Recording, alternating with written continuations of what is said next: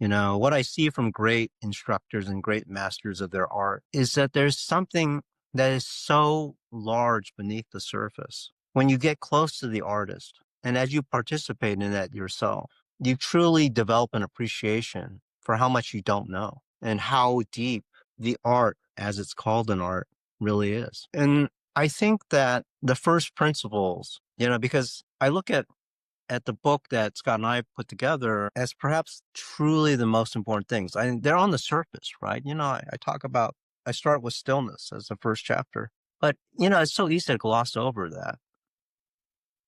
We talked about knowing who you are. We talked, about clearing.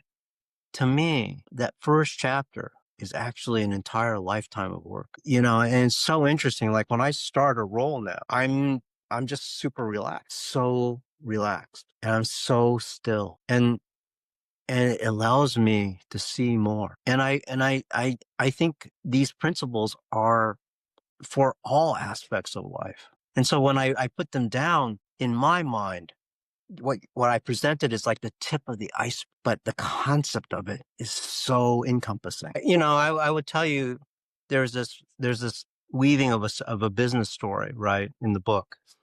And, I was given perhaps an impossible task.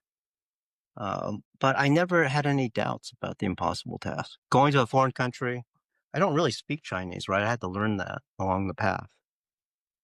And doing something I'd never done before, hiring a team of people in a foreign country, leading that team. There's so many different obstacles that happened along the way, but it didn't matter. It's kind of like I always have the same approach. I don't have multiple approaches. I just have what I know, and I just use that to keep going, right? I know I'm climbing a hill. I just know I have to take multiple steps. I know I have to wake up early every morning, and I got to just do it. But I have that confidence. I know that the compounding interest will work. Do you feel that jiu-jitsu is misunderstood in that way, that many people try to memorize things and without understanding it? Yes, absolutely. And sometimes I don't want to get too, you know, um, I don't know, too mythical about it. But I realized it's so deep. Like the wealth of knowledge is so much deeper. And so I kind of have realized that. So for somebody like Hickson, he understands this armbar thing or this problem thing. Like we're up here talking at the tip of the iceberg about it, and then all that stuff's work. But the reality is down here, there's an entire corpus of things about it that he might not ever be able to communicate to another human being because they're not ready enough to even receive it. He is so different of a human being in that way. But this gets to my feeling of the importance of the truth. As a person, what are you really good at? What is your true capability? It's the same question I ask when I interview somebody, right? To join the Mhm. team. I only have one real question because all the resumes look the same.